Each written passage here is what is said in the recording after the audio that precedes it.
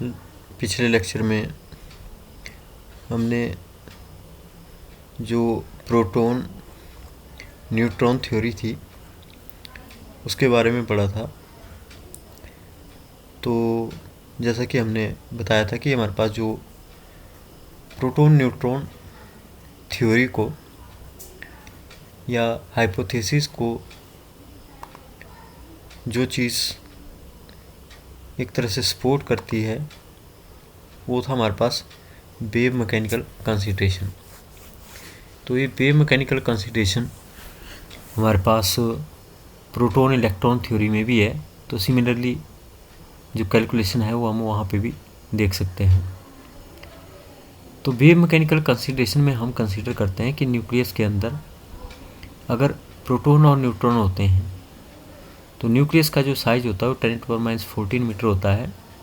इसलिए हम बोलेंगे कि अगर न्यूक्लियस के अंदर प्रोटॉन या न्यूट्रॉन है तो उस केस में उनकी पोजीशन में जो अनसर्टेनिटी हमारे पास रहेगी delta X, that will be equal to diameter of the nucleus.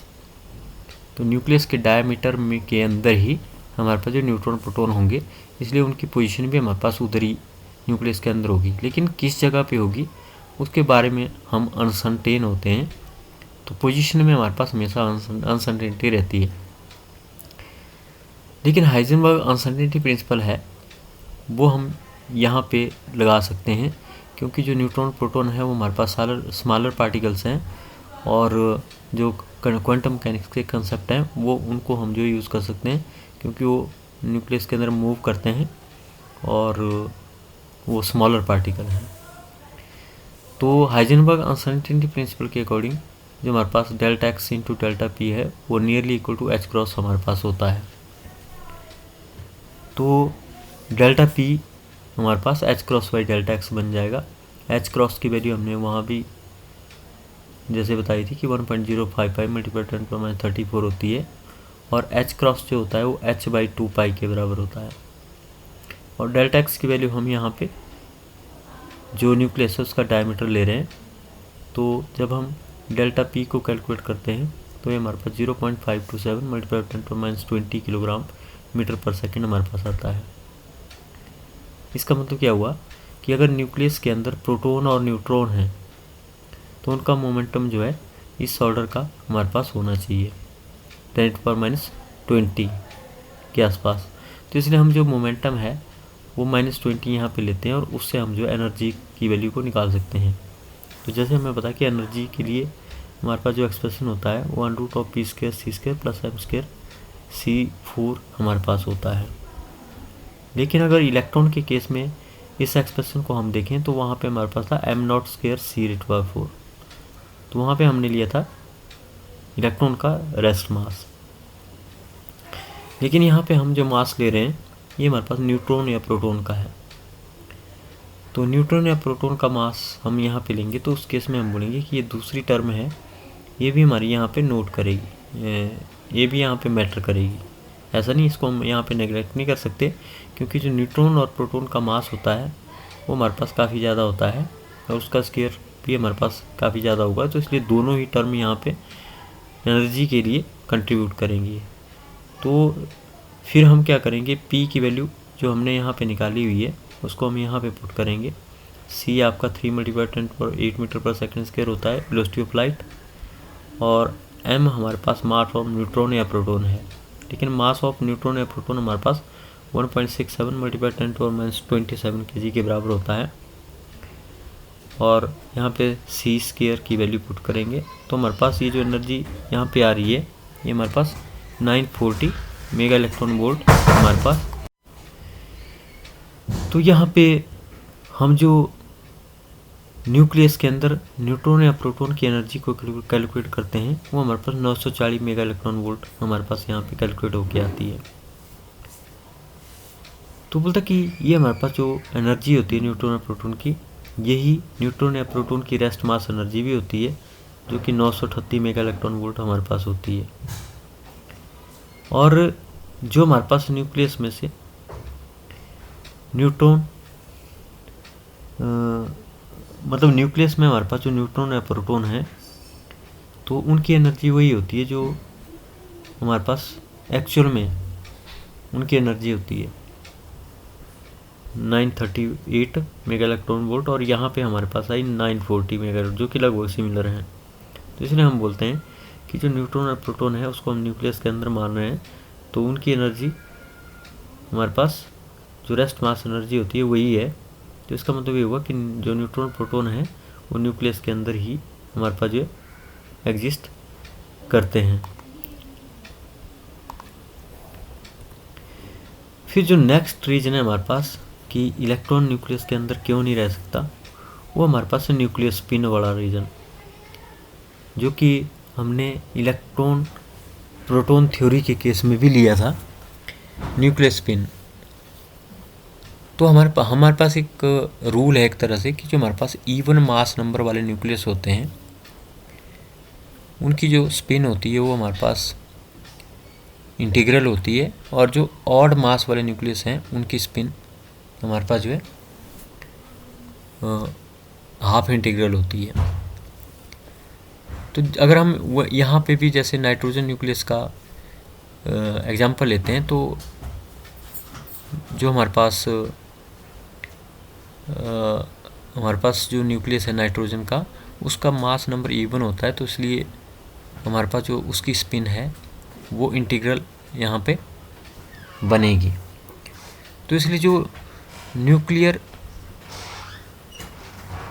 Spin की प्रॉब्लम है वो भी यहाँ पे हमारे पास एक तरह से रिमूव हो जाती है, क्योंकि प्रोटॉन की स्पिन भी हाफ इंटीग्रल होती है, h×2 होती है, और प्रोटॉन की स्पिन भी न्यूट्रॉन प्रोटॉन दोनों की स्पिन हाफ इंटीग्रल होती है, क्योंकि ये दोनों ही फर्मियंस हम इनको बोलते हैं, और फर्मियंस की स्पिन h×2 होती है। मतलब कि अगर हम ये माने कि किसी न्यूक्लियस में जो नंबर ऑफ प्रोटॉन और न्यूट्रॉन है अगर वो हमारे पास इवन है, तो सम ऑफ न्यूट्रॉन एंड प्रोटॉन को हम मास नंबर बोलते हैं ए।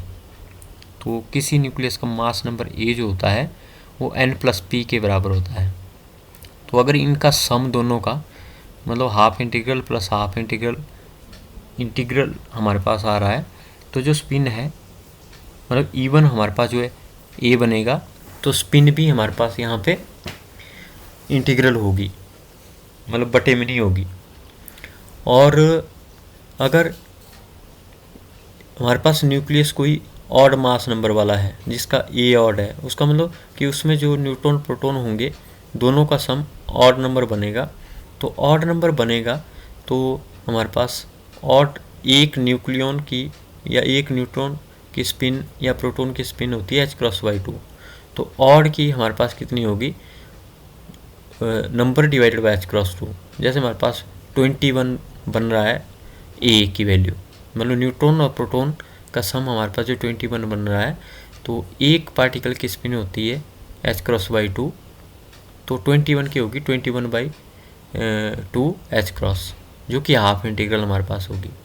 लेकिन अगर ए हमारे पास इवन है तो उस केस में हमारे पास क्या होगा, तो हम क्या बोलेंगे कि जैसे 3 पार्टिकल की स्पिन 3/2 h× होगी, और 3 जो हमारे पास न्यूट्रॉन होंगे उनकी स्पिन 3/2 h× होगी, 3 प्रोटॉन की 3/2 h× होगी। तो टोटल स्पिन को अगर हम देखें तो 3 h× हमारे पास बनेगी। तो न्यूक्लियर स्पिन का जो कंसेप्ट है, अगर हम न्यूक्लियस के अंदर न्यूट्रॉन और प्रोटॉन को लेते हैं तो स्पिन भी हमारे पास जो एक्चुअल में स्पिन होती है, जिसको हम एक्सपेरिमेंटल वे में भी मेज़र करते हैं, वही स्पिन एक्चुअल में भी हमें देखने को मिलती है। और जो रूल है हमारे पास कि इवन मास नंबर वालों की स्पिन इंटीग्रल होती है और ऑड मास नंबर वालों न्यूक्लियस की स्पिन हाफ इंटीग्रल होती है, तो वही रिजल्ट हमें मिलते हैं। और नेक्स्ट रीजन जो हमारे पास है न्यूक्लियर मैग्नेटिक मोमेंट। तो प्रोटॉन इलेक्ट्रॉन थ्योरी के केस में हमने बोला था कि न्यूक्लियस के अंदर अगर इलेक्ट्रॉन होता है तो इलेक्ट्रॉन का न्यूक्लियर मैग्नेटिक बहुत ज़्यादा हमारे पास होता है, इसलिए न्यूक्लियस का मैग्नेटिक मोमेंट भी बहुत ज़्यादा होना चाहिए। लेकिन एक्चुअल में न्यूक्लियस का मैग्नेटिक मोमेंट जो है काफ़ी कम होता है, तो इसलिए हम बोलते हैं कि इलेक्ट्रॉन न्यूक्लियस में नहीं होता। लेकिन प्रोटॉन न्यूट्रॉन थ्योरी क्या बोलती है कि जो प्रोटॉन और न्यूट्रॉन है वो न्यूक्लियस के अंदर होते हैं। तो जो प्रोटॉन का मैग्नेटिक मोमेंट है और जो न्यूट्रॉन का मैग्नेटिक मोमेंट है वो हमारे पास लगभग आसपास होते हैं, लेकिन हम ये बोलते हैं कि हमारे पास जो साइन होता है वो दोनों का ही डिफरेंट होता है। जो प्रोटॉन का मैग्नेटिक मोमेंट होता है वो पॉजिटिव होता है और न्यूट्रॉन का मैग्नेटिक मोमेंट हमारे पास जो नेगेटिव होता है। तो इसलिए जब हम उस न्यूक्लियस का मैग्नेटिक मोमेंट अगर कैलकुलेट करना चाहें तो दोनों के मैग्नेटिक मोमेंट को कंबाइन करके हम यहाँ पे फाइंड आउट कर सकते हैं। तो जितने प्रोटॉन हैं उनका मैग्नेटिक मोमेंट प्लस और जो माइनस मैग्नेटिक मोमेंट जो है न्यूट्रॉन का हमारे पास बनेगा। तो पता है जो इस तरह से हमारे पास मैग्नेटिक मोमेंट बनता है। अगर हम किसी न्यूक्लियस का मैग्नेटिक मोमेंट एक्सपेरिमेंट करके देखते हैं तो वो मैग्नेटिक मोमेंट में हमारे पास वही बनेगा जो हमने कैलकुलेट किया कि एक न्यूट्रॉन का मैग्नेटिक मोमेंट इतना है, एक प्रोटॉन का मैग्नेटिक मोमेंट इतना है, तो टोटल कितने न्यूट्रॉन प्रोटॉन है न्यूक्लियस में, तो उनका कितना मैग्नेटिक मोमेंट बनेगा। अगर हम इस तरह से निकालते हैं और दूसरा हम एक्सपेरिमेंट से करके जो है मैग्नेटिक मोमेंट निकालते हैं तो पता है इस तरीके से मैग्नेटिक मोमेंट भी हमारे पास जो है सेम आते हैं। तो इसलिए हम क्या बोलते हैं कि न्यूक्लियस के अंदर न्यूट्रॉन प्रोटॉन होते हैं। और फिर हमारे पास है फाइनाइट साइज। तो जो न्यूट्रॉन है और जो प्रोटॉन है इनका मास लगभग सेम हमारे पास होता है, इसलिए कंबाइन नेम भी हम इनको देते हैं न्यूक्लियन। न्यूक्लियन का मतलब है कि न्यूट्रॉन और प्रोटॉन दोनों इसमें आते हैं। तो अगर हमने न्यूक्लियन बोल रहे हैं, न्यूक्लियन का मतलब है न्यूट्रॉन एंड प्रोटॉन। तो जो प्रोटॉन हमारे पास हैं, किसी न्यूक्लियस में जितने प्रोटॉन्स होते हैं वो एटॉमिक नंबर के बराबर होते हैं, लेकिन एटॉमिक नंबर मतलब number of protons plus number of neutrons, उनका सम जो होता है हमारे पास वो मास नंबर ए के बराबर हमारे पास होता है। तो बोलते हैं न्यूक्लियस का जो साइज़ होता है वो एक फाइनाइट साइज़ होता है और डिपेंड करता है कि किसी न्यूक्लियस में कितने न्यूट्रॉन और प्रोटॉन हमारे पास होते हैं। तो एक्चुअल में जो साइज़ होता है वो भी न्यूट्रॉन और प्रोटॉन्स के अकॉर्डिंग जो बनता है, एक्चुअल में भी वही साइज़ हमारे पास होता है। तो एक फाइनाइट साइज़ आता है जो कि न्यूट्रॉन और प्रोटॉन की वजह से किसी न्यूक्लियस का बनता है। फिर नेक्स्ट रीजन है हमारे पास बीटा डीके। तो ये रीजन कह रो या एक एक्सप्लेनेशन कह सकते हैं हम कि हमारे पास कोई न्यूक्लियस होता है तो प्रोटॉन इलेक्ट्रॉन थ्योरी की शुरुआत कहाँ से हुई थी कि हमारे पास कोई भी रेडियोएक्टिव न्यूक्लियस है, वो रेडियोएक्टिव न्यूक्लियस अल्फ़ा बीटा और गैमा रेडिएशन को एमिट करता है। और जो बीटा रेडिएशन हमारे पास होती है या बीटा रेज हमारे पास होती है वो सिंपली इलेक्ट्रॉन्स होते हैं। तो हम क्या बोलते हैं कि रेडियोएक्टिव न्यूक्लियस से इलेक्ट्रॉन भी निकलते हैं। तो उसका मतलब क्या हुआ कि न्यूक्लियस के अंदर इलेक्ट्रॉन होगा तभी वो बाहर निकला, लेकिन वो जंक्शन यहाँ पे हमारी टोटली रॉन्ग हो जाती है। और उस चीज़ को अब हम यहाँ पे एक्सप्लेन करते हैं कि किसी रेडियोएक्टिव न्यूक्लियस से क्यों हमारे पास जो है इलेक्ट्रॉन या बीटा पार्टिकल जो है बाहर निकलते हैं।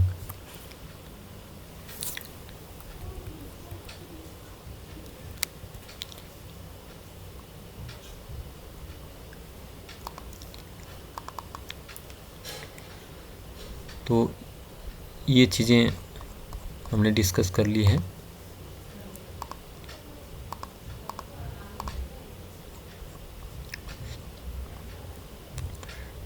तो यहाँ पे जो डायग्राम है उसके थ्रू हम जो है बीटा डीके का कंसेप्ट यहाँ पे समझते हैं। किसी न्यूक्लियस में से क्यों इलेक्ट्रॉन बाहर निकलते हैं। तो यहाँ पे हमारे पास ये दो इक्वेशन यहाँ पे है। तो यहाँ पे हम देख रहे हैं कि जो येलो बॉल है वो हमारे पास प्रोटॉन्स हैं। तो इस फिगर में हमारे पास 3 और 3 6 येलो बॉल हैं और हमारे पास 8 जो है रेड बॉल्स हैं। तो यहाँ पे हम क्या बोलेंगे कि कार्बन का एटम होता है और कार्बन के एटम में 6 प्रोटॉन्स होते हैं क्योंकि उसका एटॉमिक नंबर 6 है, और 6 प्रोटॉन्स होते हैं और 8 न्यूट्रॉन्स हमारे पास होते हैं। तो बीटा डीके क्यों होता है, बोलते हैं कि हमारे पास जो नंबर ऑफ न्यूट्रॉन्स हैं वो आपके प्रोटॉन्स में कन्वर्ट हो जाते हैं। तो यहाँ पे हम देख रहे हैं 6 प्रोटॉन है लेकिन 8 न्यूट्रॉन है। तो अगर यहाँ पे हम देखें तो 8 के बजाय 7 न्यूट्रॉन रह गए और पहले 6 प्रोटॉन थे, अब 7 प्रोटॉन हो गए। मतलब क्या हुआ कि जो 1 न्यूट्रॉन इस वाले फिगर में है वो आपका प्रोटॉन में कन्वर्ट हो गया।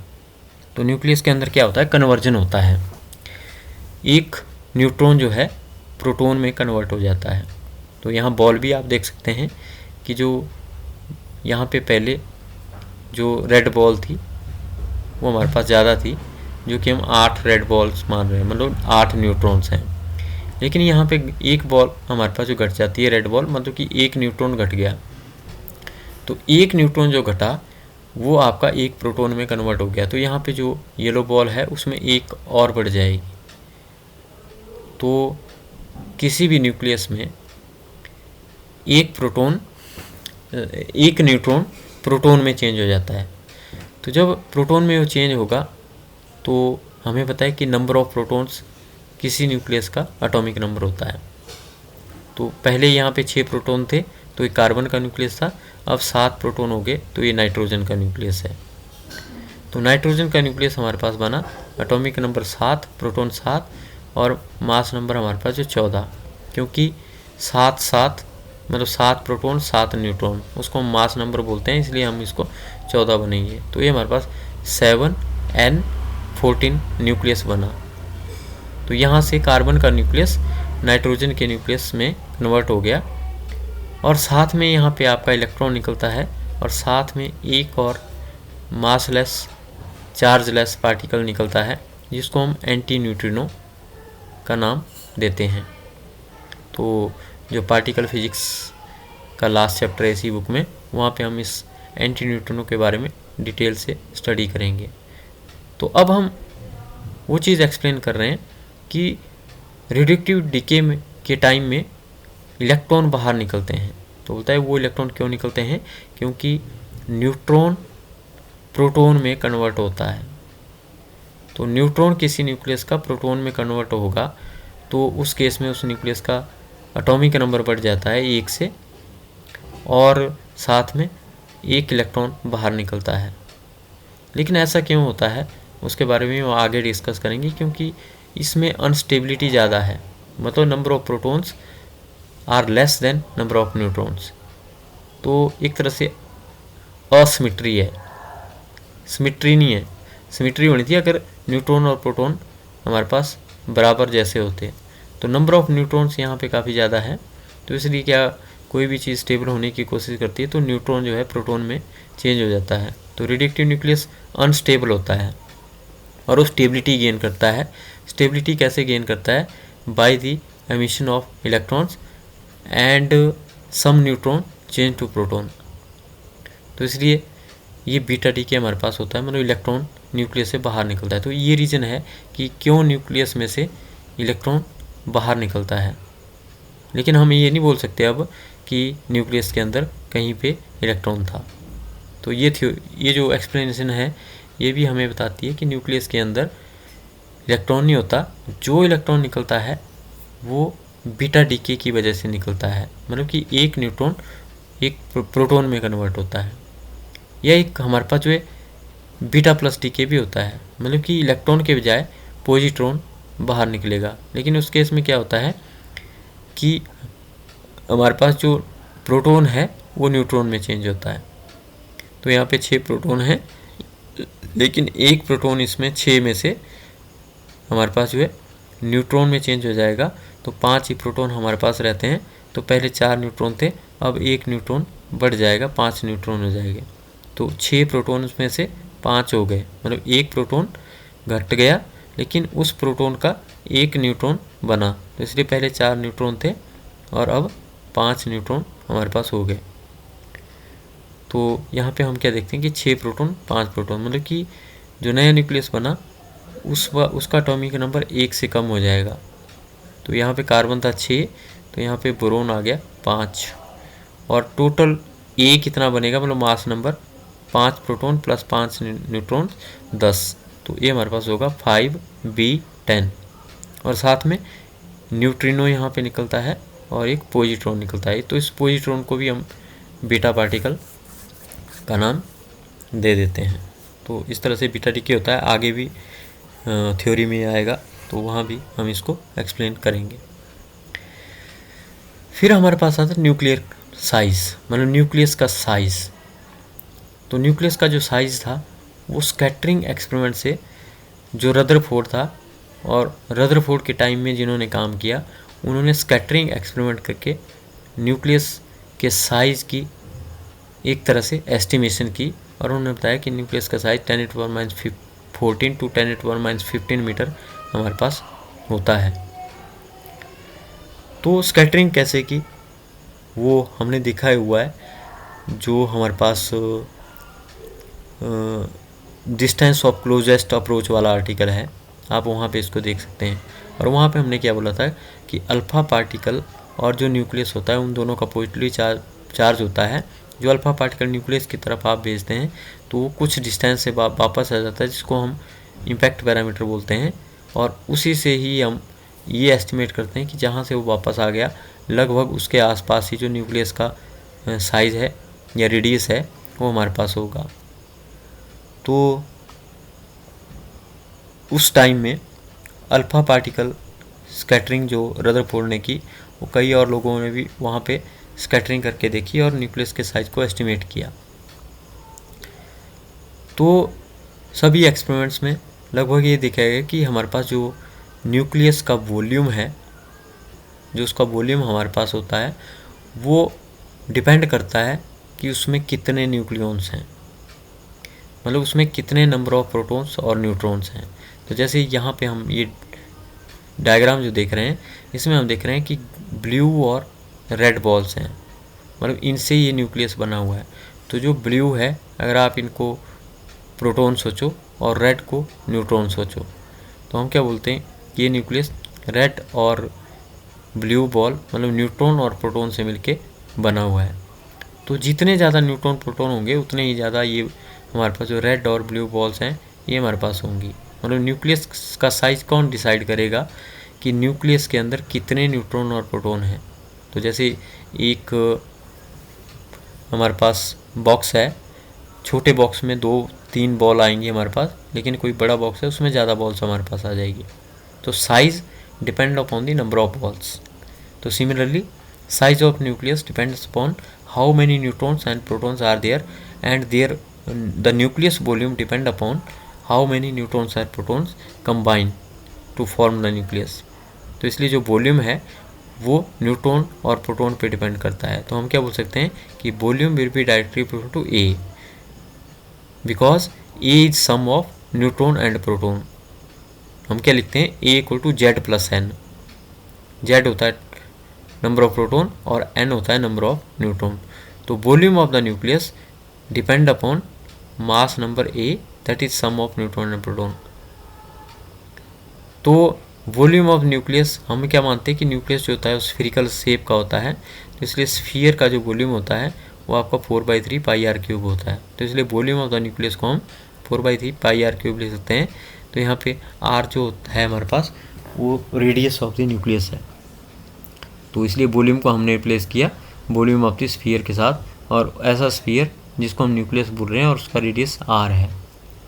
तो अब 4/3 पाई तो कांस्टेंट है, कांस्टेंट को भी हम प्रोपोर्शनलिटी साइन में इंक्लूड कर सकते हैं। तो इसलिए हम क्या बोलेंगे, R cube will be directly equal to A and R will be directly equal to A rate power 3। तो दोनों साइड की पावर हम 1/3 लेते हैं, तो 3 वो 1/3 खत्म हो जाएगा, तो आर बचेगा। R is directly equal to A rate power 3, या हम लिख सकते हैं R equal to R naught A rate power 3। तो जो प्रोपोर्शनलिटी साइन है इसको हटाने के लिए हमने यहाँ पे आर नॉट यूज़ किया हुआ है। तो इसलिए हम क्या बोलते हैं कि जो न्यूक्लियस का रेडियस है वो आपका मास नंबर पे डिपेंड करता है। तो जितना ज़्यादा मास नंबर होगा रेडियस भी उसके अकॉर्डिंगली हमारे पास होगा। तो बताइए आर नॉट हमारे पास एक कांस्टेंट है और इसकी वैल्यू 1.2 से 1.6 फर्मी हमारे पास होती है, और एक फर्मी जो है 10⁻15 मीटर के बराबर होता है। तो ये 10⁻15 मीटर यहाँ पे होगा। तो जो न्यूक्लियस का रेडियस है वो हमारे पास जो है फर्मियंस में हमारे पास होता है 10⁻15 मीटर के।